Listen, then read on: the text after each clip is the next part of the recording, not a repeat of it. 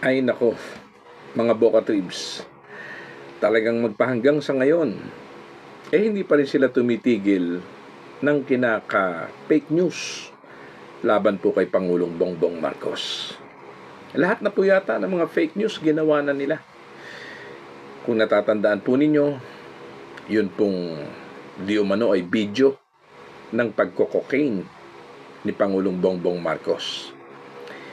At yun pong di umano ay nadala raw po sa St. Luke, lulan daw po ng isang helicopter. At yun pong di umano ay nakikipag-sex din daw po do sa Amerika. Pero ang lahat ng yan po walang patunay na naganap. Kung kaya't nananatili po ang lahat ng mga yan ay mga usaping fake news. Kung mapapansin nyo nga po mga Boca Tribs maging ang ating Pangulong Bongbong Marcos nagugulat po sa mga balita po na inilalabas laban po sa kanya nito pong mga kaalyado po noon pong alam nyo na, noon pong kabila. Pero gayon pa man po, talagang ito yata pong mga nagpapakalat ng mga fake news na ito ay wala na pong kahihian sa kanilang balat. Tila po wala na pong kahihian kahit na po mabuking at masabihan ng mga ito po ay nagfe-fake news lang. Sige gawa pa rin po sila ng mga fake news. Sa madaling salita ay masiraan lamang po si Pangulong Bongbong Marcos. Kamakailan po itinanggi ni Pangulong Bongbong Marcos na siya po ay mayroong stage 4 colon cancer na ayon po doon sa mga detractors na mga mapanira na mga mapagkatapo ng fake news ay stage 4 na raw po ang kanyang colon cancer. At ito po'y pinabuluanan ni Pangulong Bongbong Marcos. Panoorin niyo po yan.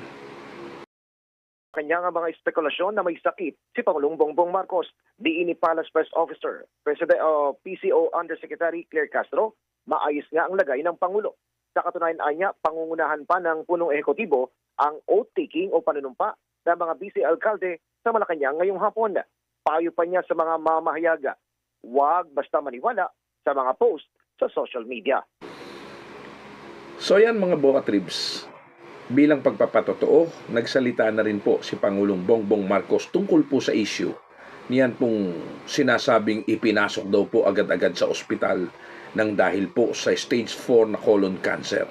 Alam mo, yung mga nagkakalat ng mga una-una, sagutin ko yung tanong mo, fake, fake, fake, fake, fake, fake news. Yan.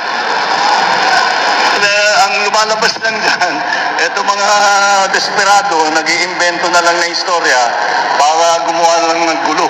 Wala naman silang maibibigay, wala silang naitutulong, wala silang kontribusyon sa buhay ng bawat Pilipino, kundi paninira lamang, kundi panggugulo lamang.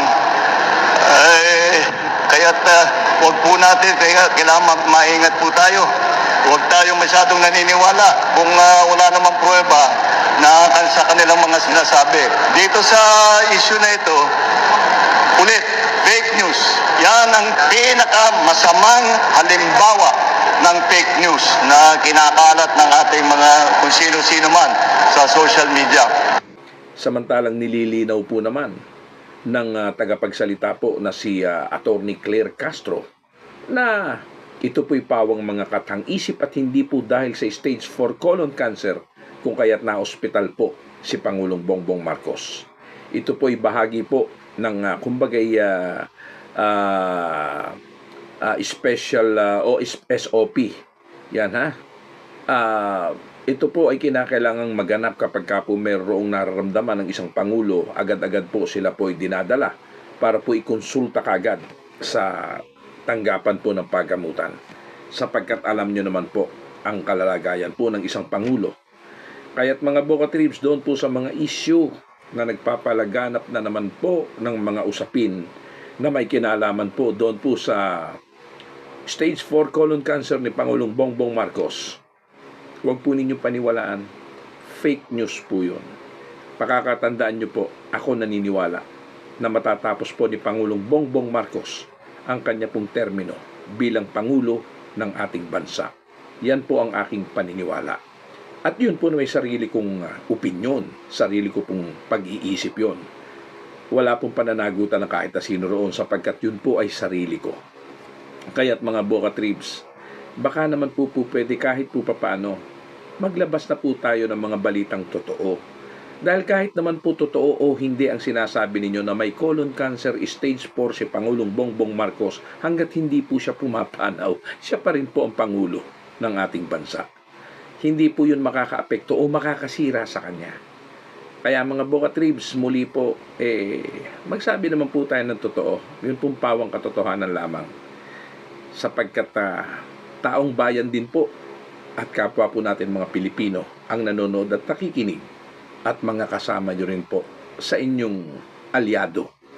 Baka po dumating ang araw, mismong mga kaalyado nyo doon po sa mga gumagawa ng fake news, hindi na rin po maniwala sa inyo. Yun po lamang. Maraming salamat po.